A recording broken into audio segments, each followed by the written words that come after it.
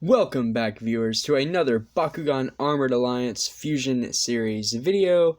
I'm BakuBrad96, and this time I'm taking a look at Ventus and Haos, which means Trox and Sairus Ultra.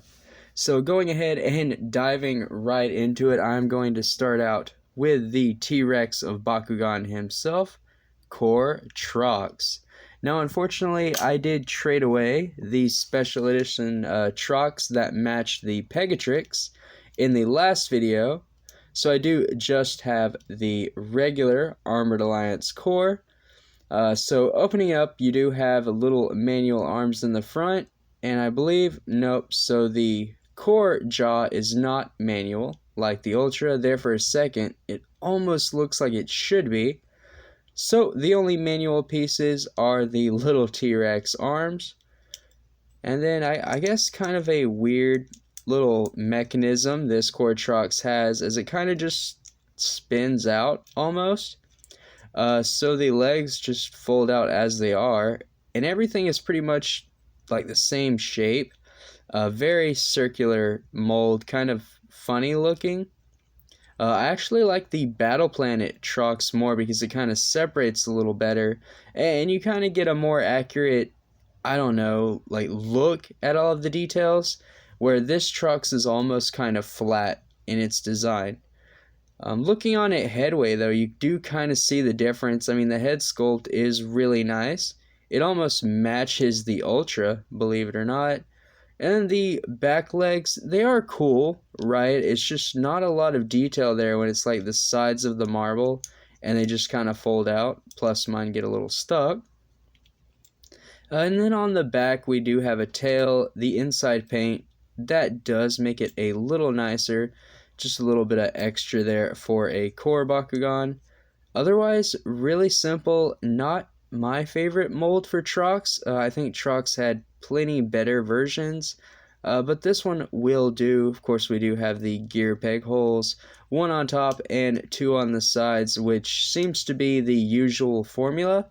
I do kind of find that funny that every Bakugan almost has the same peg holes. So to close up Trox, you're going to want to put in those manual arms, head down, and then the body almost kind of rotates in itself. So you close the legs and then it kind of twists over. And then lets you fold in the tail and close it right in, which holds it all together.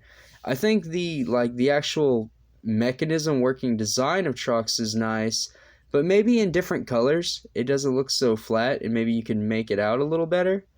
Otherwise, still a cool Bakugan.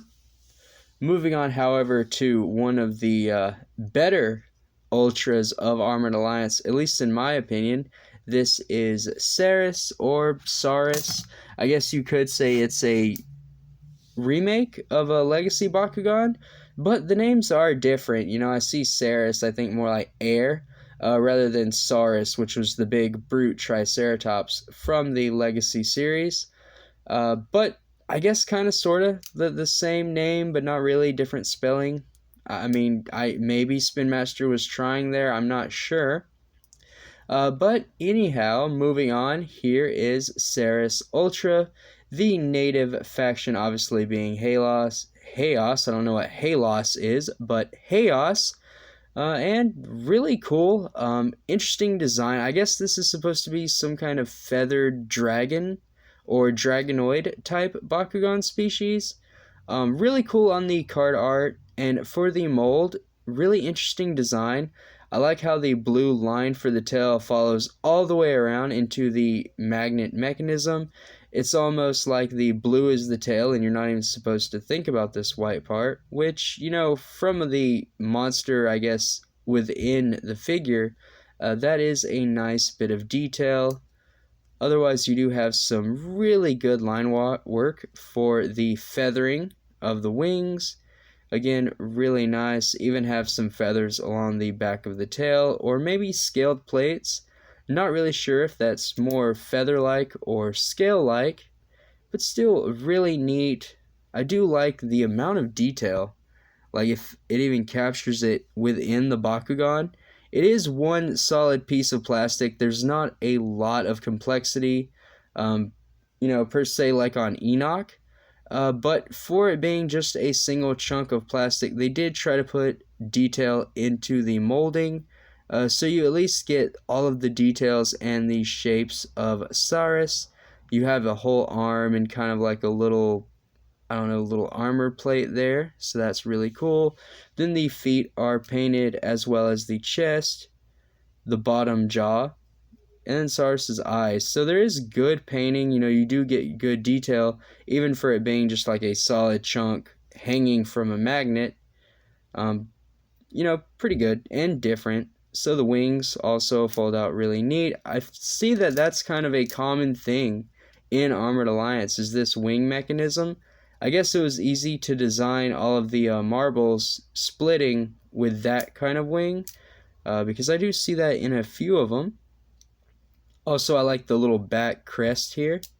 That is really neat. Just adds a little extra to the Bakugan, even if it doesn't really mean anything or supposed to be a shape of anything. Gear peg-wise, we do have 2 on the side. This Bakugan's gear is the arrows, so it kind of points out this way, and then you have the quills, I think is what they're supposed to be, that you put on the sides. So to close up, I think it's simple. So head down, feet in, and then the wings, I guess, kind of hold that in place, maybe. Well, don't close the feet too far. I had that one foot closed way too far. Okay, head down, the little back crest thing, and then I'm assuming the tail wraps around if you don't have the wings in too far like I just did again. And there we go. So that is Sairus Ultra. I really like the ball form too, just a lot of color, very vibrant, very nice. The coloring for Haos within the 2nd generation of Bakugan was really peak. I stand behind that. I think this is the Haos that we should have got in the Legacy Bakugan when we were all children. I mean, imagine Tiguera in this color palette. Definitely would have been amazing. Obviously with the gold accents. But before I get too far ahead of myself, I don't want this video to be too long, I haven't even talked about the fusion. So here is the fusion between Trox and Sairus. Really cool figure. I mean, it's like a winged Tyrannosaurus Rex. What's there not to like about this? But right off the bat, the thing that catches my eye with these fusions is just the color contrast. So you have the Haos accents of the white and the blue on top of Ventus, but for this one, it's a little different. You actually got some Ventus highlight as well in the lime green and the yellow.